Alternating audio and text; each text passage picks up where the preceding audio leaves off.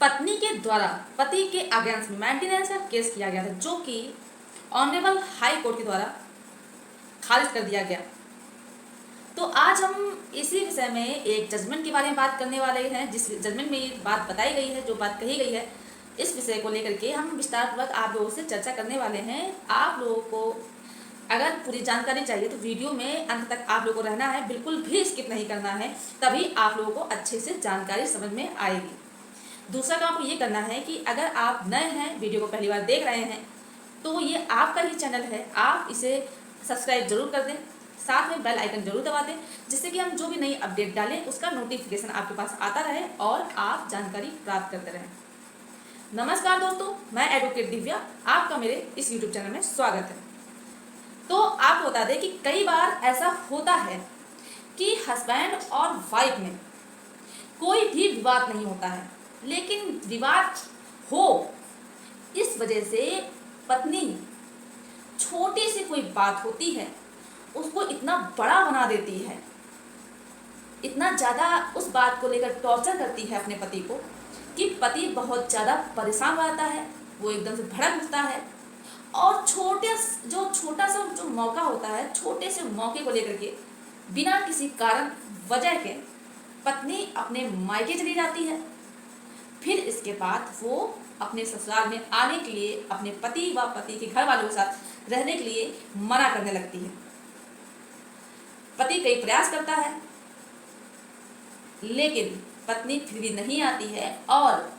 अपने मायके में बैठ करके अपने पति को परेशान करने के लिए या फिर अपनी बात मनवाने के लिए या फिर ज़्यादा पैसा ऐंठने के लिए वो अपने पति के ऊपर झूठा 498A का केस करती है, डीवी का केस करती है या फिर मेंटेनेंस का केस करती है। जिस जजमेंट की हम बात करने वाले हैं, इस जजमेंट में मेंटेनेंस से रिलेटेड केस है। इसमें पत्नी के द्वारा जो मेंटेनेंस के लिए केस किया गया था, पति के अगेंस्ट खुद को मेंटेन करने के लिए पति से जो मेंटेनेंस का केस पति के ऊपर डाला गया था, वो केस कर दिया गया खारिज ऑनरेबल हाई कोर्ट के द्वारा। तो पत्नियां क्या करती हैं कि वो मायके चली जाती हैं और जब 498A का केस करती हैं झूठा, तो ये बोलती हैं कि मेरे पिताजी से मुझसे दहेज की डिमांड लगातार करते रहते थे।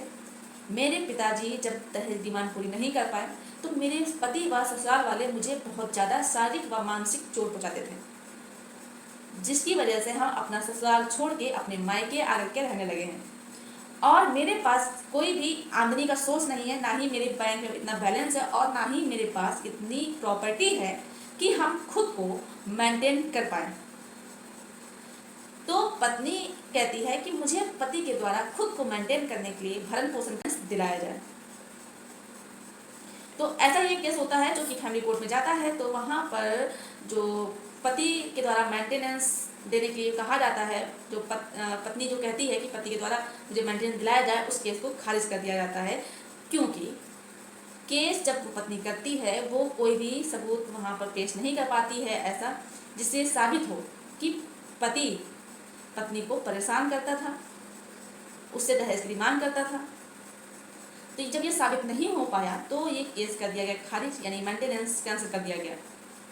क्योंकि पति ने एक सबूत ये दिया था कि जो CRPC की धारा है 98,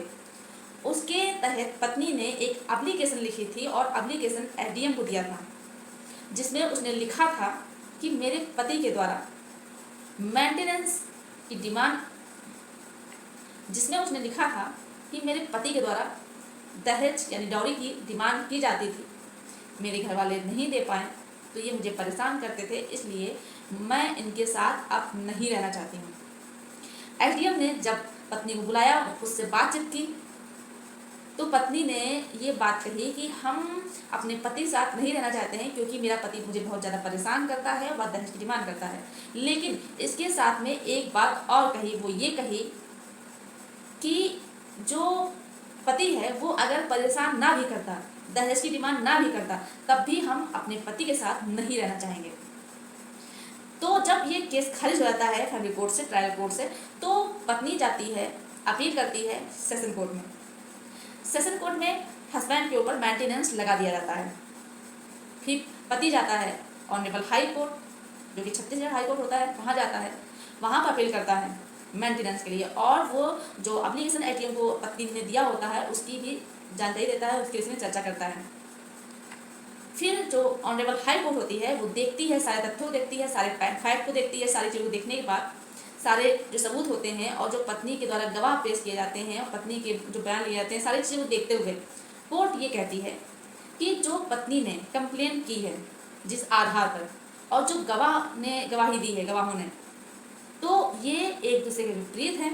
दूसरी बात, जो एडीएम को उसने एप्लीकेशन दिया है उसमें ये बात भी लिखी है कि वो अगर तक क्रूरल्टी नहीं भी करता या दहेज की डिमांड नहीं भी करता तब भी वो अपने पति के साथ नहीं रहना चाहती है। ऐसे में ये साबित हो जाता है कि पत्नी बिना किसी कारण, बिना किसी वजह के वो अपना ससुराल छोड़ के अपने मायके चली गई है और मेंटेनेंस की डिमांड कर रही है। ऐसे में जो सेशन कोर्ट का ऑर्डर आता है उसे ऑनरेबल हाई कोर्ट के द्वारा सेटिस्फाइड कर दिया जाता है और मेंटेनेंस को खारिज कर दिया जाता है। इस जजमेंट का लिंक आपको डिस्क्रिप्शन बॉक्स में मिल जाएगा। अगर आपको मेरे द्वारा दी गई जानकारी पसंद आई हो, अगर आपको लगता है कि मैं जो जानकारी दे रही हूँ वो आपके लिए ज़रूर लाभदायक है, तो आप मेरे वीडियो को लाइक ज़रूर कर दें और भी लोग ये वीडियो ज़रूर शेयर कीजिए, जिससे कि वो अगर इस तरह की परेशानी से जूझ रहे हैं तो इस जजमेंट के तहत खुद को न्याय दिला सकते हैं। अगर अभी तक आपने चैनल को सब्सक्राइब नहीं किया है तो प्लीज़ चैनल को सब्सक्राइब जरूर कर दें। धन्यवाद।